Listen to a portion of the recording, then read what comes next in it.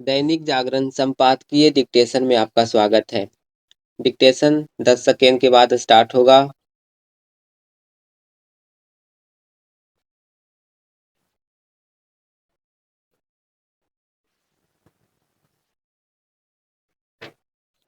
Start.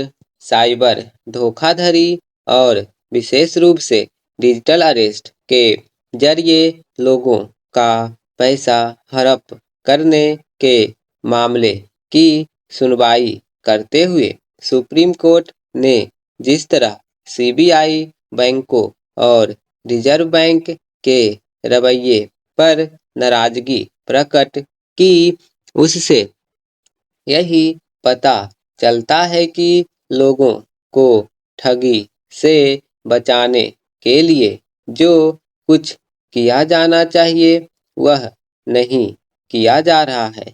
Supreme court की यह टिप्पणी तो बहुत ही गंभीर है कि कई मामलों और खासकर डिजिटल अरेस्ट के मामलों में बैंक अधिकारी आरोपितों से मिले होते हैं और इसी कारण साइबर ठग लोगों की जमा पूंजी आसानी से हड़प ले रहे हैं। इस टिप्पणी को निराधार नहीं कहा जा सकता क्योंकि यह देखने में आया है कि ठगी के जरिए इधर-उधर हस्तांतरित की गई रकम को जब्त करने के लिए बैंक समय पर कार्रवाई नहीं करते।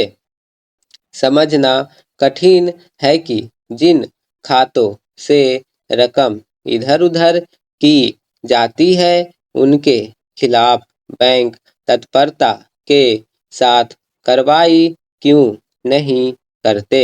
तत्परता का यह अभाव ही बैंकों की भूमिका पर सवाल खड़े करता है।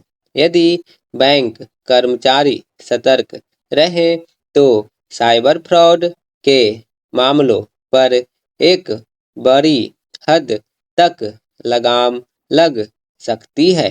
बैंकों के पास ऐसा कोई सिस्टम होना ही चाहिए कि यदि किसी खाते से निकली राशि आनन-फानन एक के बाद एक कई अन्य खातों में स्थानांतरित हो रही हो तो वे उसका संज्ञान ले सके। आमतौर पर ऐसा साइबर धोखाधड़ी के मामले में ही होता है। ऐसे में सुप्रीम कोर्ट की ओर से रिजर्व बैंक को ऐसे निर्देश देना आवश्यक हो गया था कि वह जिन खातों से धोखे से निकाला गया पैसा इधर-उधर किया जाता है उन पर संबंधित बैंकों की जवाबदेही तय करें। आखिर अभी तक ऐसा क्यों नहीं किया जा रहा था? चूंकि साइबर ठगी के मामलों में पुलिस एवं अन्य एजेंसियों को तत्परता से कार्रवाई करना आवश्यक होता है और प्रायः इसमें ढिलाई देखने को मिलती है। इसलिए सुप्रीम कोर्ट को सीबीआई को भी निर्देश देना पड़ा कि ऐसे मामलों में तेजी से कार्रवाई की जाए। देखना है कि ऐसा हो पाता है या नहीं, क्योंकि साइबर ठगी के मामले जिस तरह बढ़ रहे हैं उसे देखते हुए इसमें संदेह है कि सीबीआई उन सब की जांच करने में सक्षम होगी। स्पष्ट है कि पुलिस को भी साइबर ठगी के मामलों की जांच में समर्थ होना होगा।